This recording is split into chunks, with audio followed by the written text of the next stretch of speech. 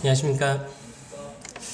날씨가 많이 더운 것 같습니다. 예, 그 장마가 이번 주면 끝난다라고 하던데 장마가 끝난다라는 얘기가 나오니까 또 요즘에 정말 대구다운 날씨, 덥고 습하고 하는 그런 날씨 가운데 살아가는 것 같습니다. 또 더워져야 밥을 먹을 수 있으니까요. 계절에 따라서 또 적당한 날씨들이 돼야 또 우리에게 주어지는 그런 것들이 또 주어질 수 있으니까 건강 관리 잘 하시고 또 물 많이 마시시고 그렇게 건강 잘 챙기시면서 또 하루하루 또 이러한 날씨 주신 것도 하나님이시기 때문에 감사하는 하루하루 살아가시면 좋을 것 같습니다. 오늘은 우리는 어떤 이웃인가 라는 제목으로 말씀을 나누면 좋을 것 같고요. 우리가 잘 아는 말씀이긴 합니다만은 누가복음 10장 25절에서 37절까지의 선한 사마리아인의 그 비유의 말씀을 한번 같이 살펴보면 좋을 것 같습니다. 그래서 우리가 어떠한 삶을, 어떠한 모습으로 또 그리스도인으로서 살아가야 될지에 대해서 또 한번 생각해보고 고민하는 그런 시간들 가지면 좋을 것 같습니다. 먼저 그 본문의 말씀 교독해서 먼저 한번 읽어보도록 하겠습니다. 25절은 제가 읽고요. 26절은 성도님들이 읽으시고 해서 교독해서 37절까지 먼저 읽어보도록 하겠습니다. 앞에 오셔도 되고 가지신 성경책 보셔도 좋을 것 같습니다. 25절 말씀입니다. 어떤 율법 교사가 일어나 예수를 시험하여 이르되 선생님 내가 무엇을 하여야 영생을 얻으리이까? 예수께서 이르시되 율법에 무엇이라 기록되었으며 내가 어떻게 이르느냐? 대답하여 이르되 내 마음을 다하여 목숨을 다하며 힘을 다하며 뜻을 다하여 주 너희 하나님을 사랑하고 또한 내 이웃을 내 자신같이 사랑하라 하였나이다. 예수께서 이르시되 내 대답이 옳도다. 이를 행하라. 그리하며 살리라 하시니 그 사람이 자기를 옳게 보이려고 예수께 여짜오되 그러면 내 이웃이 누구니까? 예수께서 대답하여 이르시되 어떤 사람이 예루살렘에서 여리고로 내려가다가 강도를 만나매 강도들이 그 옷을 벗기고 때려 거의 죽은 것을 버리고 갔더라. 마침 한 제사장이 그 길을 내려가다가 그를 보고 피하여 지나가고 또 이와 같이 한 레위인도 그곳에 이르러 그를 보고 피하여 지나가되 어떤 사마리아 사람은 여행하는 중 거기 이르러 그를 보고 불쌍히 여겨 가까이 가서 기름과 포도주를 그 상처에 붓고 싸매고 자기 짐승에 태워 주막으로 데리고 가서 돌보아 주니라. 그 이튿날 그가 주막 주인에게 데나리온 둘을 내어주며 이르되 이 사람을 돌보아 주라. 비용이 더 들면 내가 돌아올 때에 갚으리라 하였으니 이 세 사람 중에 누가 강도 만난 자의 이웃이 되겠느냐? 이르되 자비를 베푼 자니이다. 예수께서 이르시되 가서 너도 이와 같이 하라 하시니라. 신약 성경에는 수많은 비유의 말씀들이 나옵니다. 오늘 그 읽은 이 본문의 말씀 또한 예수님께서 하신 그 비유의 말씀들 중에 하나입니다. 본문 말씀의 내용들을 살펴보기 전에 우리가 비유의 말씀들을 볼 때 좀 어떻게 살펴보면 좋을지에 대해서 살펴보면은 좋을 것 같습니다. 왜냐하면은 신천지에서도 그러잖아요. 씨 뿌리는 비유를 자기 마음대로 이렇게 해석해서 오히려 이제 그 복음을 흐리고 또 이단들의 그런 주장들을 합리화시키는데 그 비유의 말씀들을 사용하는 경우가 있습니다. 그리고 우리도 지금은 좀 그런 부분들이 덜합니다만은 저희도 이제 모임의 초창기 때 60년대, 70년대에 이러한 비유들을 또 이제 주님의 오심에 맞춰서 또 우리의 그런 주장하는 바에 맞춰서 이렇게 해석하는 경향들이 없지 않아 있었습니다. 그래서 그런 부분들에 대해서 비유의 말씀들을 우리가 어떻게 살펴봐야 될지를 먼저 살펴보고 또 본문의 말씀들을 살펴보면 좋을 것 같습니다. 먼저 비유의 정의에 대해서 먼저 생각해 보면 좋을 것 같습니다. 비유란 무엇일까요? 국어 시간에 다 배웠던 내용들이죠. 비유. 일반적으로 이제 비유라는 것은 어떠한 사물이나 어떠한 현상들에 대해서 설명할 때 그와 비슷한 다른 사물이나 또 다른 현상들을 빌어서 그 어떠한 사물들을 설명하는 것이 비유라는 것입니다. 어쨌든 그 우리가 어떠한 것을 얘기할 때 조금 더 그 설명하고자 하는 그 대상을 쉽게 이해할 수 있도록 우리가 좀 친숙한 것들을 끄집어내서 이제 얘기하는 것이 이제 비유의 말씀입니다. 그리고 이제 성경적으로 봤을 때 세상의 어떠한 이런 친밀한 현상을 천국의 어떠한 현상과 이렇게 나란히 놓는 것. 그러니까 하나님의 것에 대해서 이렇게 설명할 때에 하나님을 믿지 않는 사람들이 그것을 잘 이해하지 못하고 어려워할 수 있기 때문에 그 하나님의 어떠한 것들을 설명할 때 우리 주변에 이제 쉽게 일어날 수 있는 일들을 통해서 이제 하나님의 일들, 하나님의 나라들을 이제 설명하는 것이 이제 비유입니다. 그래서 예수님께서 하셨던 것은 2번에 많이 해당되는데요. 하나님의 일들을 설명하고 하나님의 것들을 설명할 때에 우리 주변에 친숙한 것들, 충분히 일어날 만한 것들, 하지만 실제로 일어났던 일들은 아니죠. 이제 충분히 일어날 수 있는 일들을 빌어서 이제 하나님의 일들을 설명하고 또 하나님의 나라에 대해서 설명하는 것이 비유입니다. 그래서 결론적으로 말씀드리면 좀 더 사람들이 이 이야기에 대해서 쉽게 이해할 수 있도록 하기 위해서 하는 것들이 이제 비유라고 보시면 될 것 같습니다. 비유의 목적인데요.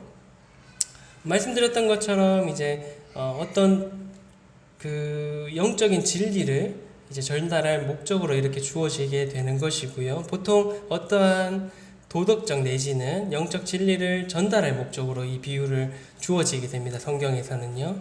이제 실제 상황에서 적용이 되는 그런 일들을 보통 얘기하지만 아까 말씀드렸던 것처럼 실제로 일어났던 일들에 대해서 얘기하는 것은 아닙니다. 그래서 단지 그 비유를 통해서 전달하고자 하는 내용들을 좀 더 효율적으로 좀 쉽게 이해할 수 있도록 전달하는 것이 이 비유의 목적입니다. 예수님께서 이제 비유로 가르치신 이유에 대해서 마태복음 13장 11절에서 이제 말씀을 하고 있는데요. 말씀 한번 제가 읽어드리도록 하겠습니다. 13장 11절에서 13절의 말씀입니다. 그 제자들이 이 배경은 이제 제자들이 이 왜 비유에 대해서 가르치십니까? 라는 질문에 예수님께서 이렇게 대답을 하십니다. 대답하여 이르시되 천국의 비밀을 아는 것이 너희에게는 허락되었으나 그들에게는 아니 되었나니 무릇 있는 자는 받아 넉넉하게 되되 없는 자는 그 있는 것도 빼앗기리라. 그러므로 내가 그들에게 비유로 말하는 것은 그들이 보아도 보지 못하며 들어도 듣지 못하며 깨닫지 못함이니라. 이 말씀을 잘못 이해하면은 마치 특정 인물만 그 비유의 말씀을 통해서 하나님의 말씀을 깨달을 수 있도록 한다라고 이해할 수도 있습니다만은 실제로 그 예수님께서 그런 의도로 말씀하신 것은 아닙니다. 지금 대표적인 이단인 신천지는 이 말씀을 통해서 선택된 너희들만 이 비유의 말씀을 통해서 이해할 수 있다라고 가르치기는 합니다만은 실제로 예수님께서 어떠한 특정 인물만이 이해하고 또 하나님의 그런 복들을 받을 수 있다라는 의도로 그렇게 말씀하신 것은 아니라는 것을 우리가 너무나 잘 알고 있습니다. 여기서 이제 예수님께서 비유로 말씀하신 이유는 예수님께서 이렇게 얘기하시죠. 보아도 보지 못하고 이제 들어도 듣지 못하고 깨닫지 못하도록 하기 위한다라고 일단 표면적으로는 말씀을 하고 있습니다. 아까 말씀드렸던 것처럼 구원의 비밀을 특정인만 알 수 있도록 하겠다라는 그런 의도는 아니고요.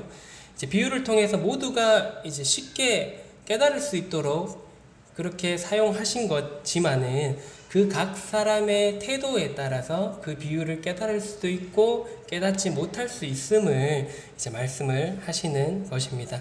그래서 그 각 사람의 마음에 하나님을 믿는 그 믿음이 있을 경우에는 이 말씀을 깨닫게 되고 자신의 말씀으로 받아들이게 되어서 그것으로 인해서 하나님의 나라의 복을 누릴 수 있게 되는 거고, 그 말씀을 들을 때 믿음이 없게 됐을 경우에는 그 비유를 들어도 깨달을 수가 없고 또 하나님의 깨달을 수 없기 때문에 믿음이 없기 때문에 그 복을 하나님의 나라의 복을 얻지 못하게 된다라는 그런 의미로서 예수님께서 말씀을 하셨던 것입니다. 실제로 이 신약 시대에 많은 사람들이 비유를 같이 들었죠. 그 가운데는 바리새인도 있었고 서기관들도 있었고 제사장들도 때때로는 있었습니다. 그런데 실제로는 오히려 죄인과 가난한 자와 그런 과부와 그런 사람들은 마음을 낮게 가지고 또 믿음을 가지고 그 말씀을 들었기 때문에 그 말씀을 듣고 비유로서 쉽게 이해하고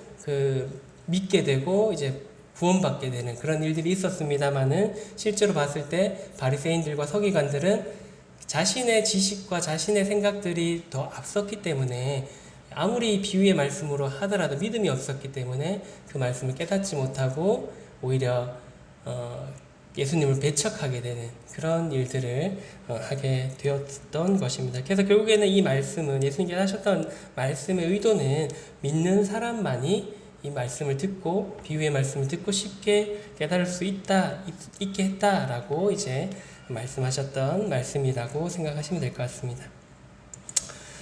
비유를 이제 말씀을 대할 때에 그런 그 원칙들이 있는데요. 주의해야 될 부분들이기도 합니다. 첫 번째 이제 비유를 살펴볼 때 예수님께서 왜 그 비유를 하셨는지에 대해서 먼저 살펴봐야 됩니다. 예수님께서 그 비유를 굳이 꺼내서 어떠한 부분을 설명하기 위해서 그 비유를 시작하셨는지에 대한 그 배경을 먼저 찾는 것이 굉장히 중요합니다. 그 비유의 그 배경을 찾지 않고 그 비유의 말씀을 읽게 되면은 예수님께서 말씀하셨던 그 의도와 상관없이 우리 마음대로 그 비유의 말씀들을 해석하게 될 수가 있게 되는 것입니다. 그래서 이 비유의 말씀의 길잡이가 되는 그 말씀을 하셨던 그 이유에 대해서 먼저 살펴보는 것이 중요합니다. 그러고 난 뒤에는 그 쭉 나오는 그 비유의 줄거리들에 대해서 쭉 전체적으로 흐름을 이제 살펴볼 필요가 있고요. 그 다음에는 그 안에서 그 배경과 줄거리를 통해서 그 화자가 이제 예수님께서 하시고자 했던 그 중심적인 교훈이 뭔지를 그 다음으로 찾아야 됩니다. 배경을 찾고 그리고 그 줄거리에 대해서 파악하고 그 전체적인 배경과 줄거리 안에서 예수님께서 하시고자 했던 그 의도들, 그런 중심 교훈들을 찾는 것이 그 다음 해야 될 부분입니다. 그리고 마지막으로는 그 중심 교훈을 찾고 끝나는 것이 아니라 그 중심 교훈을 우리가 적용하면서 실질적으로 우리의 삶에 적용하면서 살아야 되는 것입니다. 이러한 것들을 이제 제대로 하지 못하고 이제 배경을 찾지 않고 내 마음대로 그런 비유들에 대해서 내가 하고 싶은 말에 맞춰서 그런 것들을 해석해 나가게 되면은 이 비유가 잘못 적용될 수가 있고 잘못 해석될 수가 있게 되는 것입니다. 오늘 그 본문의 말씀이 선한 사마리아인의 비유도 마찬가지입니다. 초창기 우리 모임에서도 그렇게 해석했던 경우가 많이 있는데요. 사마리안 비유에 이제 주로 나오는 등장인물이 누가 있나요? 첫 번째는 어떤 사람, 강도 만난 사람이 있죠. 그 다음에 그 사람을 강도했던 강도가 있고요. 그 다음에 나오는 사람이 누군가요? 제사장. 그 다음에 또 그냥 지나쳤던 레위인. 그 다음이 선한 사마리아인이 이렇게 나옵니다. 5명이 나오죠. 이거를 이제 그 예수님께서 어떤 의도로 얘기하신지를 그냥 전혀 배제하고 그냥 우리의 그런 주님의 다시 오심에 초점을 맞춰서 이 부분들을 해석해 하게 되면은 어떤 현상들이 생기냐면 어떤 사람은 누구이겠습니까? 우리입니다. 그죠? 그리고 이제 여기서 보면 예루살렘에서 여리고로 내려간다라고 이렇게 설명되어 있습니다. 배경이요. 그 이야기의 처음 시작이 어떤 사람이 예루살렘에서 여리고로 내려가는 중에 강도를 만났다라고 이렇게 설명하고 있습니다. 예루살렘은 우리가 일반적으로 생각했을 때 거룩한 도성이죠. 그래서 교회고 그런 주님 안에서 잘 있는 상태를 얘기를 한다라고 볼 수도 있을 것 같습니다. 그래서 그 예루살렘에서 여리고로 내려간다. 여리고는 일반적으로 우리가 생각할 때 세상과 비슷한 그런 하나님과 좀 멀어진 그런 상태를 생각해 볼 수도 있습니다. 그래서 이 어떤 사람이 하나님과 멀어져서 세상으로 가다 보니까 강도를 만났죠. 그래서 여기서 강도는 그럼 누구를 얘기하겠습니까? 사탄이다. 또 혹은 거짓 선지자다. 그걸 거짓 교사다라고 이렇게 볼 수도 있습니다. 그래서 그 강도를 만나고 난 뒤에 제사장과 그 레위인은 그냥 지나쳤죠.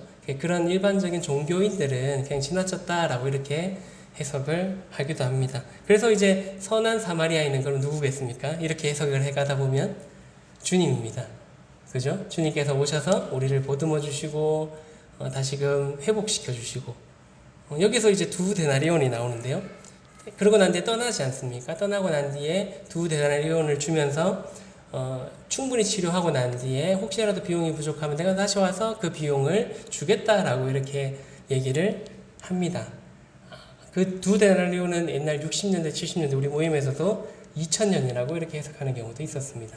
2000년에 주님이 다시 오실 거다라는 그런 해석이 되는 거죠. 그래서 원래 주님께서 얘기하셨던 이 선한 사마리아인의 비유는 그런 의도로 말씀하신 것은 아닙니다. 그래서 굉장히 영적인 것 같고 굉장히 멋있는 해석인 것처럼 보이지만은 실제로 예수님께서 이 비유를 통해서 그 당시에 앉아있던 그런 청자들에게 하고자 했던 그런 의도의 말씀은 예수님께서 다시 그 어떤 사람을 구원하고 또 예수님께서 다시금 그 어떤 사람을 치료해주고 다시금 찾으러 오겠다라는 그런 의도에서 말씀하신 것은 아니라는 것입니다. 그래서 우리가 그 비유에 대해서 어떤 의도로 예수님께서 말씀하셨는지에 대해서 간과하고 이 말씀들을 살펴볼 경우에 그러한 이제 원래의 의도와 상관없는 그런 해석들로 또 우리에게 적용을 할 수 있게 된다는 것입니다. 그래서 비유의 말씀에 대한 배경을 찾고 그 다음에 줄거리에 대해서 충분히 살펴보고 그 다음에 그 안에서 어떠한 교훈을 우리에게 주시는지에 대한 교훈을 찾고 그 다음에 그 교훈 받은 내용들에 대해서 우리에게 실제로 적용하는 것이 중요하다라는 것을 기억하고 오늘의 본문의 말씀인 선한 사마리아인의 비유를 함께 살펴보도록 하겠습니다. 자, 이제 다시금 본론으로 돌아와서요. 본문에 말씀하신 그 배경에 대해서 먼저 한번 찾아보도록 하겠습니다. 보통 이제 비유의 말씀은 대부분 배경은 서두에 나옵니다.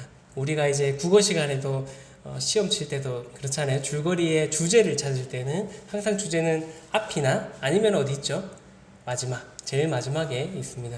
대부분 예수님께서 말씀하셨던 그 배경은 어떠한 일들 때문에 또 어떠한 질문 때문에 생긴 경우가 많습니다. 그래서 가장 앞에 있는 경우가 많거든요. 동일하게 이 선한 사마리아인의 비유도 그 배경이 앞쪽에 있습니다. 그래서 25절에서 27절 말씀을 보면요. 어떤 율법 교사가 일어나서 예수님을 시험하여 이르되 선생님 내가 무엇을 해야 영생을 얻으리이까? 예수께서 이르시되 율법에 무엇이라 기록되었으면 내가 어떻게 이르느냐? 대답하여 이르되 내 마음을 다하며 목숨을 다하며 힘을 다하며 뜻을 다하여 주 너의 하나님을 사랑하고 또한 내 이웃을 내 자신과 같이 사랑하라 하였나이다. 이 선한 사마리아인의 비유는 어떤 율법 교사의 질문으로 이제 시작이 됩니다. 어떤 질문을 했나요? 선생님, 내가 영생을 어떻게 하면 얻을 수 있습니까? 라는 질문을 이제 하게 됩니다. 근데 이 질문은 선한 의도였나요?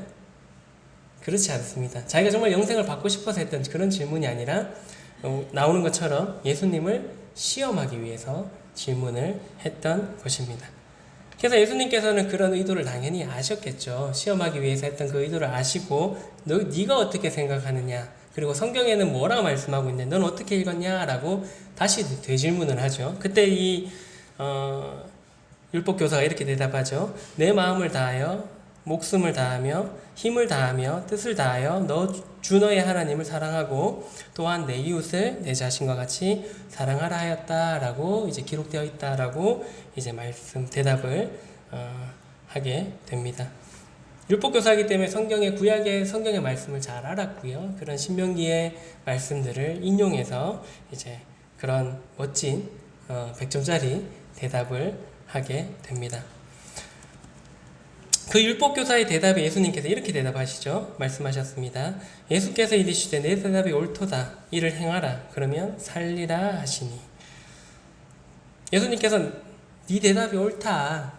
이대로 행하라. 그러면은 네가 살게 될 거다. 라고 이제 대답을 하셨습니다. 결국 이제 예수님께서 그 영생을 얻는 문제에 대해서 율법교사는 어떠한 뭔가를 해서 또 뭔가 좀 선한 일을 하고 또 하나님 앞에 올바르게 사는 어떠한 자신의 그런 행동, 행위를 통해서 이제 구원받는 것에 대해서 이제 생각을 하고 질문을 했습니다만은 예수님께서는 그러한 것에 대해서 뭐 맞다라고는 하셨습니다만은 결국에 네 행위대로 되는 것이 아니라 하나님만 믿고 하나님만 올바르게 바라보면서 그 받은 사랑들을 이웃과 나누는 것이 구원받는 길이다라고 이제 말씀을 하신 것입니다. 그래서 믿음으로써 즉 너의 행위와 행동, 행실로 구원받는 게 아니라 믿음으로써 구원을 받는 것에 대해서 예수님께서는 이제 말씀을 해 주셨던 것입니다. 우리 또한 동일하죠. 어떠한 우리의 행위나 우리의 행실로 구원을 받는 것이 아니라 동일하게 하나님을 섬기고 하나님을 믿는 그 믿음 안에 거할 때에 또 그 받은 사랑과 그 또 은혜를 또 이웃과 나눌 때에 우리가 그 구원을 받았음을 이제 알 수가 있게 되는 것입니다. 그래서 우리를 그 믿는 그 말씀대로 살아가는 것이 구원받은 성도의 삶이라는 거죠. 그래서 예수님께서는 그러한 삶을 살도록 그렇게 말씀하셨던 것입니다. 하나님을 사랑하고 목숨과 마음과 생각을 다해서 하나님을 섬기라고, 그리고 이제 그 섬김을 이웃에게도 나누라고 이제 말씀하셨던 것입니다. 그래서 그런 맥락으로 우리가 믿는 그 믿음 안에 거하고 또 그 믿음을 나누는, 그 사랑을 나누는 그런 삶을 살 것에 대해서 예수님께서 동일한 그런 맥락으로 율법 교사에게 대답을 하신 것입니다. 여기서 끝났으면 아마 선한 사마리아인의 비유는 하지 않으셨을 겁니다. 근데 율법 교사가 또 하나의 질문을 하죠. 이번의 질문도 선한 의도에서 한 질문은 아닙니다. 누가복음 10장 29절에 보시면 그 사람이 자기를 옳게 보이려고 하는 그런 나쁜 의도로 나는 그렇게 사는데 라고 우쭐했던 마음이 있었던 것 같습니다. 그 앞에서 얘기했던 하나님을 정말 사랑하고 이웃을 정말 사랑하고 있다라는 생각을 했기 때문에 자기가 정말 예수님 앞에 옳게 보이려고 이런 질문을 합니다. 내 이웃은 누굽니까? 라고 이제 예수님께 질문을 하나 더 던지게 됩니다. 그래서 이제 예수님께서는 내 이웃이 누구니까? 라는 질문에 대답하시기 위해서 이 선한 사마리아인의 비유를 이제 하게 됩니다. 그래서 결국에는 아까 제가 말씀드렸던 그런 좀 영적인 해석인 것 같습니다만은 예수님이 다시금 우리를 치료해 주시고 다시금 오시겠다라고 했던 그런 해석은 예수님께서 본래 하려는 그런 의도와는 좀 동떨어진 그런 이야기가 된다라는 것입니다. 그래서 예수님께서 이 선한 사마리아인의 비유를 했던 그 배경은 그 율법교사가 자신을 옳게 보이려고 했던 그 질문, 내 이웃은 누구이니까? 라는 그 질문에 대한 대답이라는 것입니다. 누가복음 10장 30절에서 32절의 말씀에 보게 되면요. 예수께서 대답하여 이르시되 어떤 사람이 예루살렘에서 여리고로 내려가다가 강도를 만나매 강도들이 그 옷을 벗기고 때려 거의 죽은 것을 버리고 갔더라. 마침 한 제사장이 그 길로 내려가다가 그를 보고 피하여 지나가고 또 이와 같이 한 레위인도 그곳에 이르러 그를 보고 피하여 지나가되, 어떤 사람이 이제 예루살렘에서 여리고로 내려가다 강도를 만났습니다. 그래서 모든 것을 빼앗기고 거의 죽은 것 같이 이제 버려지게, 길거리에 그냥 버려지게 되었죠. 그런데 마침 그곳에 한 제사장이 지나가게 되었습니다. 근데 어떻게 했나요? 그를 보고 피하여 지나갔습니다. 가던 길 그대로 갔습니다. 그리고 그 다음에 이제 레위인이 지나갔는데 그 사람 또한 어떻게 했나요? 그를 보고 또 피하여 지나가게 되었습니다. 아마도 그 비유를 들었던 그 율법 교사는 놀랐을 겁니다. 당대의 이스라엘의 지도자였던 그 제사장과 레위인이 그냥 피해 지나갔다라니 라는 생각을 아마 하면서 들었을 것 같습니다. 또한 한편으로는 나도 똑같은 사람이네, 라는 생각이 들면서 좀 찔림이 되었을 거라고 생각을 합니다. 마치 굉장히 선하고 마치 이웃에게 엄청난 사랑을 베푸는 것처럼 말은 했습니다마는 실제 내가 그 상황이 되었을 때에 율법교사도 속으로는 나도 그랬을 것 같은데 라는 찔림이 있었을 거라고 생각이 듭니다. 그리고 이제 예수님께서 계속해서 이어서 말씀을 하십니다. 어떤 사마리아 사람은 여행하는 중 거기에 이르러 그를 보고 불쌍히 여겨 가까이 가서 기름과 포도주를 그 상처에 붓고 싸매고 자기 짐승에 태워 주막으로 데리고 가서 돌보아 주니라. 그 이튿날 그가 주막 주인에게 데나리온 2를 내어주며 이르되 이 사람을 돌보아 주라. 비용이 더 들면 내가 돌아올 때에 갚으리라 하였으니, 어떠한 한 명의 그 사마리아인이 여행을 하던 중에 지나가다가 그 사람을 보았습니다. 그리고 이제 어떠한 마음을 가졌나요? 그를 불쌍히 여기는 마음을 가져서 가까이에 가서 기름과 포도주로 그 상처에 붓고 이제 소독해 준 거죠. 상처가 심했기 때문에 소독해 주고 자기 짐승에 이제 태워서 주막으로 이렇게 데리고 가서 돌보아 주는 그런 장면이 나옵니다.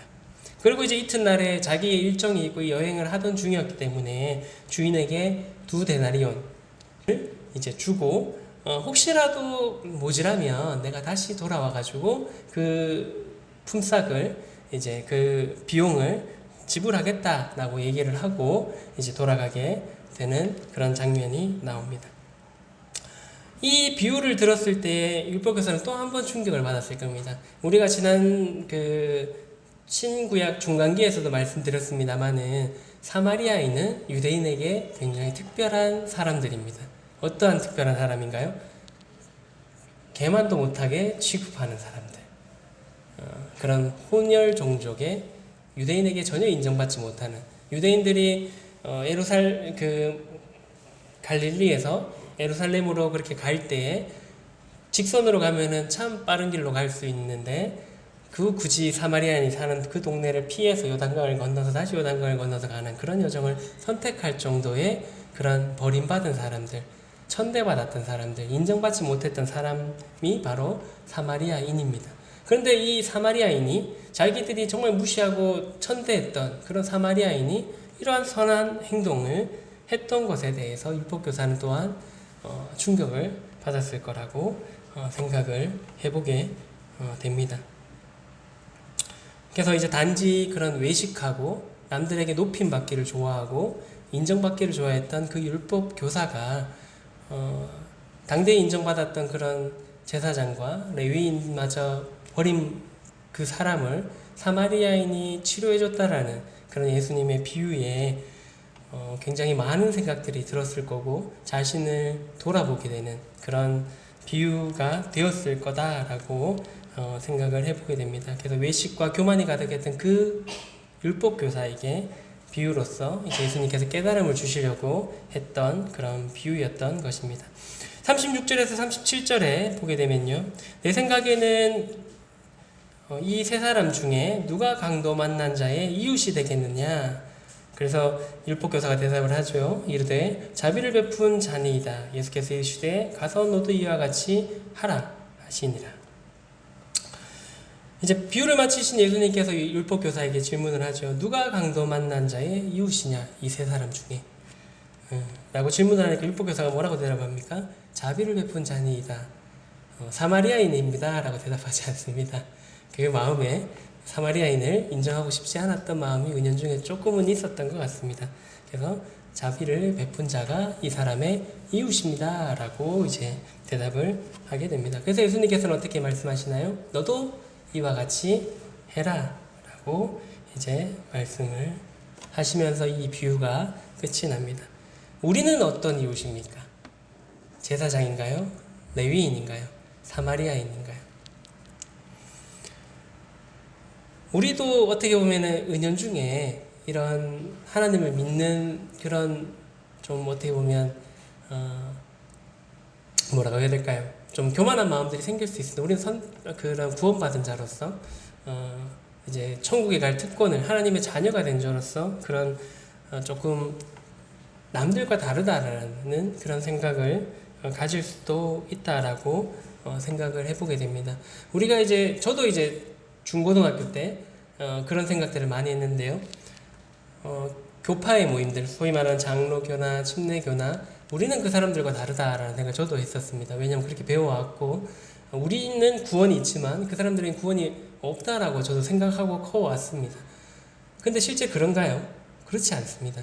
예, 그런 장로교나 침례교나 아니면은 뭐 감리교나 그런 여러 교단에서도 분명히 구원이 있습니다. 심지어는 우리가 거의 이단이라고 취급하는 그런 천주교에서도 구원이 있습니다. 왜냐하면 성경을 보기 때문에 하나님의 말씀을 대하기 때문에 실질적으로 신부님들 중에서도 성경을 읽다가 이제 그런 구원의 말씀을 깨닫고 그런 성직을 버리고 나오시는 분들도 실제로 있거든요. 그런 곳에 하나님의 말씀이 있는 곳에는 어디든지 구원이 있을 수 있습니다. 근데 저도요, 어릴 때는 그렇게 생각하지 않았습니다. 우리만이 구원이 있는 그런 올바른 교회다라고 생각을 했었습니다. 우리도 그런 이제 불필요한 마음들을 가질 때가 있고 또 그런 마음들 때문에 우리가 불필요한 그런 외식적인 행동들, 거룩한 척하고 그렇게 살아갈 때도 있습니다. 마치 제사장과 레위인처럼 우리가 살아갈 때가 있다라는 것입니다. 근데 우리는 이제 그러한 모습들 플러스 이 사마리아인과 같은 그런 모습들도 필요하다라는 것입니다. 진정 어려운 사람을 보았을 때, 진정 힘든 사람을 보았을 때 이런 자신의 모든 것들을 내어놓고 그런 하나님의 사랑을 나타내는 그런 사람들이 될 필요가 있는 것입니다. 예수님께서는 우리에게도 그때 당시 그 앉아있던 청자에게도 율법교사에게도 하고 싶었던 말씀이 이러한 말씀들이고요. 우리에게도 동일하게 이 비유를 통해서 하시고자 하는 그 말씀은 내 이웃을 내 몸과 같이 사랑하라는 것입니다. 그래서 그것을 행하기를 바라시는 마음에서 이런 말씀들을 하셨다는 것을 기억하면 좋을 것 같습니다. 그 지역사회에 교회가 하고 있는 여러 가지 사역들에 대해서 이렇게 통계 자료를 만들어 놓은 것을 봤는데요. 청소년 교육, 장학금도 제공하고 그런 일들을 실제로 교회가 하고 있습니다. 그 다음에 어린이 교육들, 옛날에 대명동 교회도 했었죠. 성교원을 해가지고 유치원을 하면서, 저도 거기 출신인데요. 유치원을 하면서 이제 아이들을 가르치고 또 하나님 말씀을 전하고 하는 일들을 하기도 합니다. 그 다음에 이제 카페나 요즘에 그런 것들을 많이 합니다. 1층에 카페로 해서 개방을 해서 좀 싸게 차를 팔면서 이제 쉬었다 갈 수 있고 또 그 자리에서 복음을 들을 수 있는 그런 자리들을 마련하기도 하고 또 바자회를 열어서 또 지역의 어려운 사람들을 돕기도 합니다. 그 다음에 여러 가지 좀 큰 교회들은 그 교회에 체육시설을 만들어 놔서 우리 모임에도 그런 교회 한 곳 있습니다. 체육 그런 관을 열어서 이제 평일날은 이런 오픈해가지고 또 하는 그런 일들도 하게 되고요. 그 다음에 지역에 청소하러 간다든가 그런 쓰레기 봉사활동들도 많이 하고 또 연말이 되면은 또 그런 어려운 이웃들을 또 물질적으로 돕는 일들도 실제로 하고 있습니다. 근데 왜 교회는 인정을 받지 못할까요?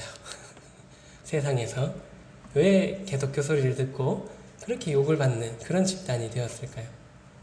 이렇게 좋은 일들을 하고 있음에도 불구하고요. 우리 요 뒤에 있는 신천지 또 2016년도에 자원봉사한 거를 이렇게 대대적으로 홍보하고 있습니다. 6가지 핵심 사업이 있는데요. 건강 그런 닥터 이렇게 그런 의료적으로 좀 돌보아주고 하는 일들을 했나 봅니다. 수혜자 수가 16년 당시에 10만 명 가까이 이렇게 의료적으로 돕는 일들을 했습니다. 그 다음에 그 담벼락 이제 좀 노후되고 이렇게 좀 삭막한 그런 담벼락에다 그림 그리는 그런 봉사활동도 했답니다. 여기 봉사에 참여한 사람이 6만 명이 됩니다.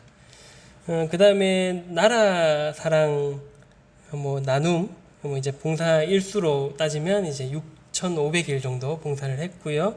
그 다음에 그런 어르신들 돕는 일들로 그런 67개소의 그런 활동 도시를 만들었고요.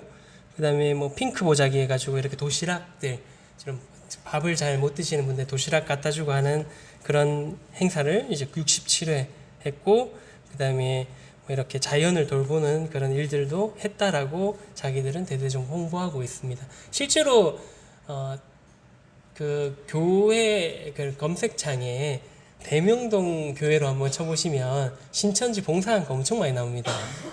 하고 실제로 상도 엄청 많이 받았고요. 이런 일들을 통해서. 그래서 이번에 코로나로 인해서 이러한 일들이 터지면서 신천지 쪽에다가 봉사활동으로 인한 상준 지역단체 욕 엄청 얻어먹었거든요. 왜 좋냐. 근데 이런 좋은 일들을 많이 하긴 했었습니다. 대명동 쪽에서도 그런 독거노인도 돕고 지역에 이렇게 청소도 하러 다니고 하는 일들을 실질적으로 많이 했었습니다. 그래서 그러한 이단들도 이러한 일들을 하고 있다라는 것입니다.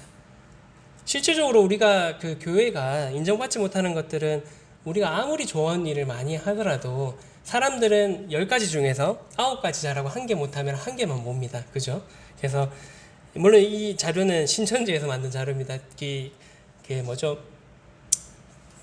걔들이 싫어하는 게 하여튼 총신 쪽에 그런 이제 비판하기 위해서 만든 자료인데 뭐 틀린 자료는 아닐 거라고 생각을 합니다. 왜냐하면 이게 잘못 사용하면은 그런 교회들의 오히려 그런 그 명예훼손으로 소송을 당할 수 있기 때문에 틀린 얘기는 아니라고 생각을 합니다만, 어쨌든 15년에서 18년까지 목사님들 중에서 범죄한 현황인데요.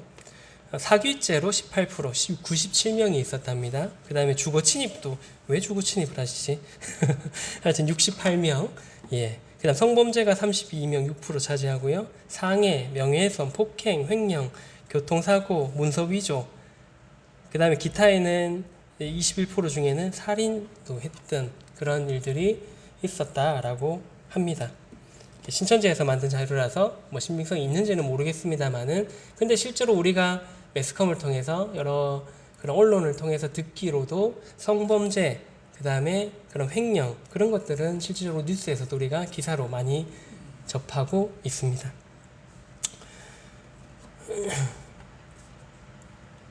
그래서 이제 우리가 아무리 좋은 일들을 교회에서 많이 하더라도 이 한두 가지 잘못한 것들로 인해서 이렇게 교회가 욕을 먹게 되는 것입니다.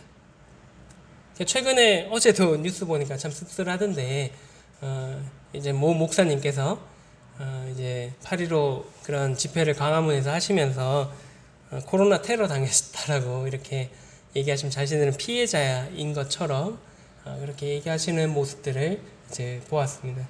그래서 실제로 그 교회에서 100명이 넘는 분들이 이제 코로나 감염이 되는 일들이 있게 되었고요. 그로 인해서 이제 교회가 같이 싸잡아서 또 같이 욕을 먹고 있는 그런 상황들입니다.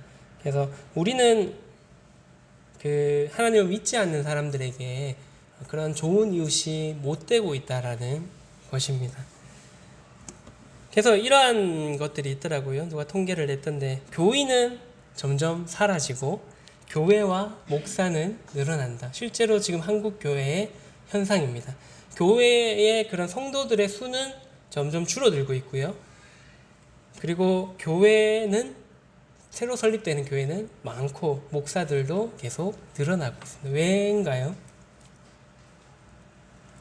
원로의 목사님들은 은퇴하지 않으십니다. 최근의 현상들이요. 돈이 되거든요. 또 자신의 명예가 있거든요. 자기가 지켜야 될 것들이 있기 때문에 물러나야 될 그 타이밍에 물러나지 않으시는 분들이 많이 있습니다. 그리고 신학대학교에서는 매년 졸업하는 목사님들이 많으십니다. 그래서 이제 그 목사님들이 기성 좀 큰 교회에 가고 싶지만 갈 수 있는 그런 소위 말하는 우리 취업하는 것처럼 커리어가 안 되죠. 그래서 유학을 가시든 아니면 좀 개척교회에서 그 교회를 부흥시키고 난 뒤에 그 교회를 갈 수 있게 될 겁니다. 그래서 이제 새롭게 개척하는 교회들은 많이 생깁니다. 수는 10명도 안 되는 작은 교회들로 개척되는 교회도 많고 목사님들은 많이 늘어나는데 실제로 교인들은 어떻게 되나요? 요즘의 현상들은 어떻나요? 이 교회에서 저 교회로 이동하는 사람들은 많아도 새롭게 더해지는 교인들은 거의 없는 게 지금 대한민국의 현실입니다. 2018년 이후로는 계속 급격하게 수가 줄어드는 그런 추세로 가고 있습니다.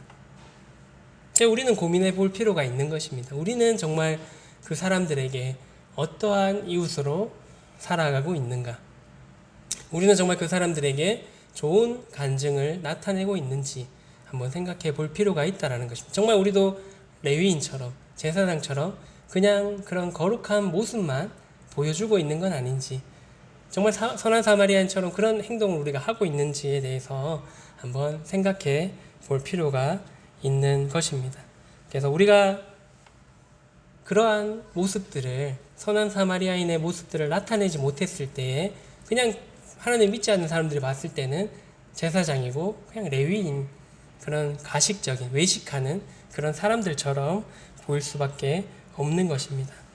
그래서 우리는 그런 이웃들에게, 우리의 주변의 가족들에게, 친지들에게, 그리고 직장 동료들에게, 우리가 만나는 모든 사람들에게 그런 좋은 이웃이 되는 필요가 있다라는 것입니다. 우리가 적용할 부분에 대해서 두 가지 말씀드리고 마치도록 하겠습니다. 첫 번째는 우리는 먼저 하나님 은혜 안에 거해야 됩니다. 우리의 모든 사역의 원동력은 하나님의 사랑 안에서 시작되는 것입니다. 하나님의 은혜 안에서, 은혜와 사랑 안에서 시작되기 때문에 우리가 먼저 그 사랑 안에 거하는 것이 중요합니다. 이사야서 58장 11절의 말씀을 보면요, 여호와가 너를 항상 인도하여 메마른 곳에서도 내 영혼을 만족하게 하며 내 뼈를 견고하게 하리니 너는 물된 동산 같겠고 물이 끊어지지 아니하는 샘 같을 것이니라. 하나님의 인도하심을 받아야 어디에 있든지, 메마른 곳에 있든지 어디에 있든지 상관없이 하나님께서 풍족하게 해주실 수 있다는 것이죠. 물론 물질적인 풍족을 말씀드리는 것이 아니라 그런 마음과 영적인 풍족을 말씀드리는 것입니다. 물된 동산 같을 수 있는 것입니다. 끊어지지 않는 그 영적인 공급이 하나님으로부터 오는 것입니다. 그래서 그러한 공급이 있을 때 우리가 그 넘쳐 흐르는 그 영적인 충족함들, 그런 사랑들을 흘러 넘쳐서 남에게 넘칠 수 있도록 그렇게 할 수 있다라는 것입니다. 그렇기 때문에 우리는 먼저 그런 하나님의 은혜와 사랑 안에 거해서 그 사랑과 은혜가 우리 마음속에 먼저 충만하게 넘치도록 할 필요가 있다라는 것입니다. 그 넘쳐서 다른 사람에게 흘러 넘칠 만큼 그런 은혜 가운데 거할 필요가 있는 것입니다. 두 번째는 우리는 그리스도의 향기가 되어야 하는 것입니다. 고린도후서 2장 15절의 말씀에 보시면 우리는 구원받은 자들에게나 망하는 자들에게나 하나님 앞에서 그리스도의 향기니, 우리는 구원받은 자나 또 구원받지 못한 그런 망하는 자들에게나 그리스도의 향기입니다. 우리의 삶이 그들에게 어떻게 비춰주냐에 따라서 그리스도의 향기가 바뀌게 되는 것입니다. 악취가 될 수도 있고요, 정말 향기로운 향기가 될 수도 있게 되는 것입니다. 수많은 사람들에게 욕먹는 이 기독교가 누구 때문에 욕을 먹게 되는지를 생각해 볼 필요가 분명히 있습니다. 그게 나 때문일 수도 있고요, 내 주변 사람들에게는, 혹은 몇몇의 그런 목사님들 때문일 수도 있습니다. 근데 어찌 되었든 간에 우리가 그런 우리의 행동 하나, 또 우리의 그런 삶의 모습 하나하나가 그 사람들에게는 그리스도의 향기로서 비춰지게 되는 것입니다. 그래서 우리의 삶을 통해서 하나님을 높일 수도 있고요, 그 사람들도요, 그 사람들이 하나님을 욕할 수도 있게 된다라는 것입니다. 그래서 우리는 그리스도의 향기고 또 세상의 빛과 소금이 되는 것을 잊지 말고 우리가 그 역할을 잘 감당하는 그런 모두가 될 필요가 있다라는 것입니다.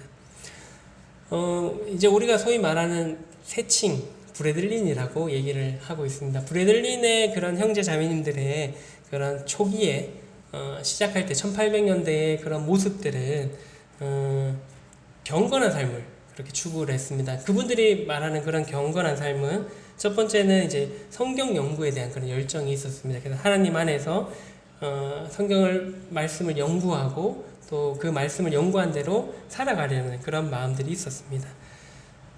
그리고 이제 믿음으로 그렇게 공급받는 그런 삶을 추구했습니다.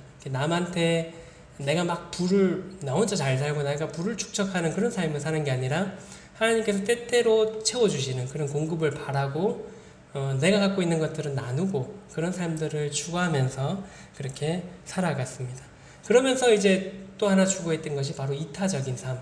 그래서 내가 갖고 있는 것들을 나를 만족하기 위해 사용하는 것이 아니라 사랑하는 하나님의 사랑을 나타내기 위해서 사용을 했던 것입니다.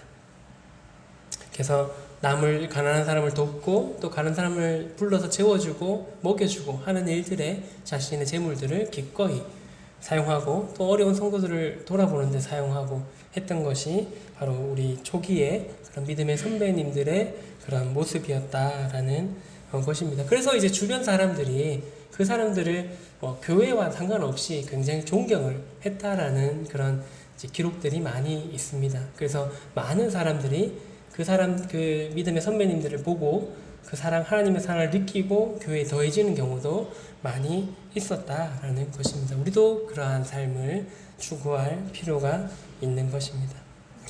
앞서 살펴봤던 것처럼 우리가 이렇게 살아야 됩니다.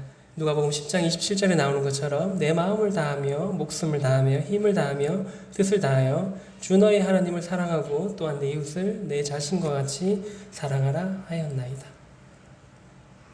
우리의 마음을 다하여 목숨을 다하며 힘을 다하며 뜻을 다해서 먼저는 하나님을 잘 사랑하고 섬기면 좋을 것 같습니다. 그리고 하나님께 받은 그 사랑과 은혜들을 또 이웃과 나누면서 그 사랑을 실천하는 그런 삶을 사시면 좋을 것 같습니다. 선한 사마리아인의 비유의 마지막의 말씀이 이거죠. 예수께서 이르시되 가서 너도 이와 같이 하라. 우리도 이와 같이 하면 좋을 것 같습니다. 주변에 우리가 어떤 이웃인가에 대해서 한번 생각해보고 우리가 정말 선한 사마리아인과 같이 좋은 영향을 끼치는 그런 좋은 이웃이 되어서 우리의 삶을 통해서 하나님의 영광을 나타내는 그런 한 주를 살아가시는 모든 성도들 되시면 좋을 것 같습니다. 기도하고 마치도록 하겠습니다. 사랑해 주님 감사를 드립니다. 저희에게 큰 사랑과 은혜를 베풀어 주심에 감사를 드립니다. 저희들이 이러한 사랑과 은혜를 받음에도 불구하고 하나님을 진정으로 사랑하고 목숨을 다해 사랑하지 못함을 이 시간 고백을 드립니다. 또한 그 사랑을 또 이웃들과 나누지 못함을 또한 고백을 드립니다. 저희들이 받은 그 사랑들을 기억하고 또 그 사랑들을 이웃과 나누는 그런 모든 성도님들 되게 하여 주시고 그래서 우리가 그리스도의 향기를 아름다운 향기들을 나타내고 또 세상의 빛과 소금의 역할들을 잘 감당하는 그런 성도님들 될 수 있도록 인도하여 주시기를 간절히 원합니다. 그러므로 인해서 저희 성도님들의 삶을 통해서 하나님께서 영광을 받으시고 하나님의 사랑이 나타나게 되기를 또한 원합니다. 저희들과 함께 해주시고 그러한 삶을 살 수 있도록 저희들을 도와주시기를 간절히 원합니다. 이후에 모든 시간들 또한 주님께서 기억하여 주시길 바라옵고 또 이런 어려운 상황 속에서 또 전염병이 도는 이런 상황 속에서 저희 성도님들의 삶과 또 영육 간의 그런 건강 또한 지켜주시기를 간절히 원합니다. 함께 하심을 감사를 드리며 예수님 이름으로 기도를 드렸습니다. 아멘.